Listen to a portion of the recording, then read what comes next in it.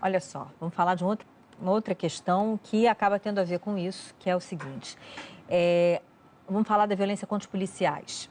No Rio de Janeiro, só no ano passado, o número de PMs que tiveram que ser afastados do patrulhamento das ruas porque se tornaram também vítimas da violência no estado, esse número equivale a quase um batalhão inteiro. É o que mostra um levantamento que foi feito pela Assembleia Legislativa do Rio. Os números apresentados pela Assembleia Legislativa do Rio de Janeiro mostram que no ano passado, 430 policiais militares foram baleados. Desses, 142 morreram, a maioria no horário de folga. Esse número de feridos pode ser equiparado a um batalhão inteiro de médio porte aqui no Rio de Janeiro, como no caso da Tijuca ou de São Cristóvão, na Zona Norte. E o número de mortos representa o equivalente a 44% do efetivo, por exemplo, da unidade de polícia pacificadora no Alemão. O site da UPP mostra que lá trabalham 320 agentes. No caso dos PMs que foram mortos em horário de folga, isso aconteceu por conta da reação deles a algum tipo de assalto, quando eles estavam ou não em trabalho fora do expediente e também quando os criminosos reconheceram as vítimas como sendo policial militar. Em nota, a Polícia Militar do Rio de Janeiro diz que lamenta as mortes e também os policiais que foram baleados em serviço e também fora dele e diz que está tomando providências para diminuir esses ataques, como o reforço do policiamento no trajeto com maior registro de crimes contra os policiais militares, mantém um programa permanente de capacitação contínua que reavalia as decisões da Polícia Militar nesses combates. Esse programa existe desde dezembro de 2015 e tem a duração de 4 meses para cada policial, então é feito um estudo específico para cada policial e também a recuperação de veículos blindados e a aquisição de mais 11.500 coletes balísticos, incorporando os mais de 38 mil que já existem na corporação. Nós estávamos aqui acompanhando uma entrevista coletiva aqui no Centro Integrado de Comando e Controle, que anunciou a criação de um grupo integrado de operações de segurança pública contra o combate contra o tráfico de armas e também o tráfico de drogas, além da criação de uma delegacia daqui a 10 dias específica para o combate do tráfico de armas. Nós conversamos então com o Roberto Sá, secretário de Estado de Segurança Pública. Ele comentou um pouco mais sobre a violência aqui no Rio de Janeiro. Vamos ouvir. A nossa diretriz máxima no Rio de Janeiro é a preservação de vidas. Mas a preservação da vida do nosso policial ela é tão importante quanto. Até porque se ele não estiver seguro, como ele vai dar proteção à sociedade? Tanto que a Polícia Militar já desenvolveu um protocolo chamado Percurso Seguro, que é justamente o mapeamento do deslocamento do policial para o trabalho, desenvolvendo ações de polícia ostensiva nesse percurso.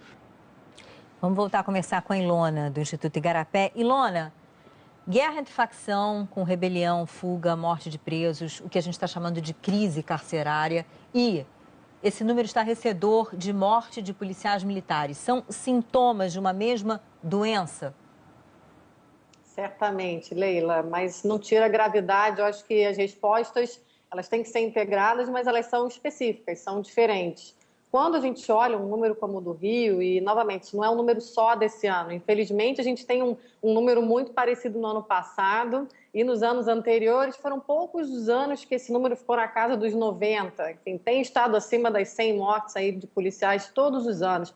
Isso é totalmente inaceitável.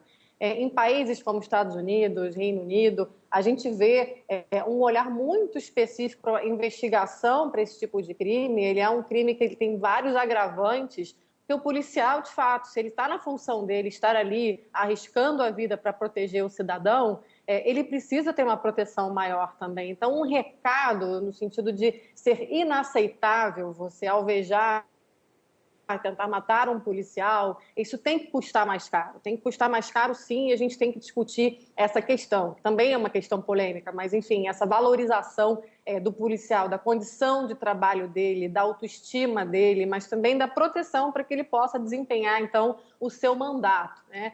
Eu vejo, assim, tem 3 questões acho que dá para mencionar, que acho que podem ser discutidas como também propositivas, que acho que é o enfoque do que eu sempre tento trazer. Quer dizer, uma delas já foi mencionada pela corporação, a questão do treinamento continuado. Isso é uma novidade na Polícia Militar, tem que abranger mais policiais, eu sei que começou com um piloto, enfim, isso tem que conseguir chegar a toda a tropa, porque o uso progressivo da força também protege o policial, tanto quanto técnicas padronizadas de abordagem. No Brasil, a gente não tem muito essa questão da padronização. Então, você também, enquanto cidadão, bandido, seja quem for, não sabe o que esperar, muitas vezes, do policial. Então, se a gente tem aí, do lado do policial, uma maior padronização e que todos os lados saibam o que vai ser esperado, diminui essa imprevisibilidade do uso da força. Isso em todas as polícias aí do mundo desenvolvido e dos nossos vizinhos aqui também, posso citar Chile, Colômbia, Argentina, é chave, tá? Como tem também uma questão de tomada de decisão em situações de estresse, que aí liga com o meu segundo ponto, que é a questão da saúde mental dos nossos policiais. Nós não cuidamos deles. Há muito pouco no sentido de acompanhamento. Aí eu vou pegar novamente um exemplo de fora, mas nos Estados Unidos, se um policial atira, ele é afastado de sua função, há todo um acompanhamento psicológico para entender as condições, para ver se ele precisa, na verdade, digerir aquele fato, para a própria proteção da saúde mental desse policial. Obviamente, aqui isso não acontece, a gente atira demais também, novamente, por conta dessa questão de não usar a força progressivamente, que também, novamente, estou pensando na proteção do policial nesse momento, tá? Mas a questão de saúde mental, ele é um tabu para a corporação muitas vezes. E aí o policial, que é treinado para ser o super-homem, acaba ficando também enfraquecido.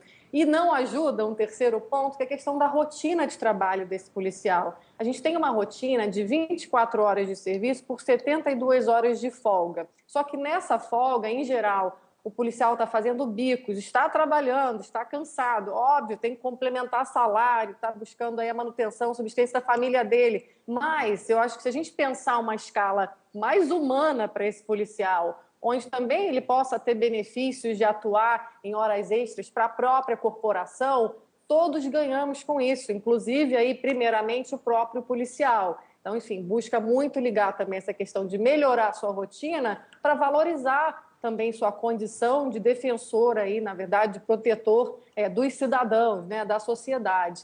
Enfim, tem coisas fáceis de fazer e coisas mais de longo prazo. Esse seria talvez meu último ponto, passando do terceiro seria o quarto, que a gente tem aí uma doutrina ainda muito militarizada no sentido de treinamento. Então, os policiais, eles são treinados para combater inimigos, né, para combater aí, bandidos violentos. Acredito que se a gente pensasse em ter unidades especializadas para isso, como já tem o BOP, o CORE, mas que pudesse ficar mais com essa parte militar para essas unidades e um treinamento que seria mais policial cidadão, mais voltado para atender a sociedade em outras demandas que não a criminalidade violenta, o nível de estresse, o número de mortes também poderia diminuir. Então, era um pouco do que se tentou com as UPPs, na técnica lá de polícia de proximidade, né, que teria aí essa maneira de você até pacificar a própria polícia. E isso eu sempre penso, né, quer dizer, como o doutor Roberto Sá falou,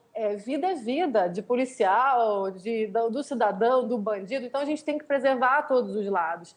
E os policiais estão aí na frente todos os dias, né? Então, a gente dando esse tipo de recado aqui, eu estou pensando nas famílias dos policiais, eu estou pensando na saúde mental deles, eu estou pensando em uma vida longa, mas com uma carreira que seja menos estressante, sabendo que aí no dia a dia ele enfrenta muitos desafios, mas dá para fazer alguns ajustes sem também, dentro dessa crise que também é financeira, gastar muito dinheiro. Obrigada, viu, Ilona? E já que você tocou no ponto aí da questão financeira, olha, o Rodolfo diz, a segurança pública no Brasil está esquecida há anos, viaturas sucateadas, cadeias sucateadas, polícia sem esperança de melhora. Lembrar que aqui no Rio de Janeiro tem um agravante a mais, claro, que muitos PMs moram em áreas de risco onde exatamente estão essas facções criminosas, mas... Isso. E aí cria também espaço para relações também complicadas entre PMs e essas facções que atuam ali.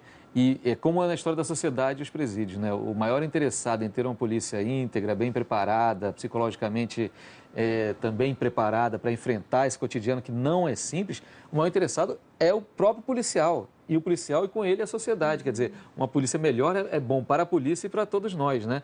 O drama é que se vê muitas vezes também atitudes de policiais que, ou por ganharem mal, ou por não sei o quê, que acabam tendo consequências para todos os outros policiais que estão tentando fazer o seu trabalho. Então, esse é um outro momento também importante de jogar um foco e de falar. Essas pessoas têm que ser vistas. São, normalmente, muitas vezes, em muitos casos, são a presença do Estado mais próxima de você.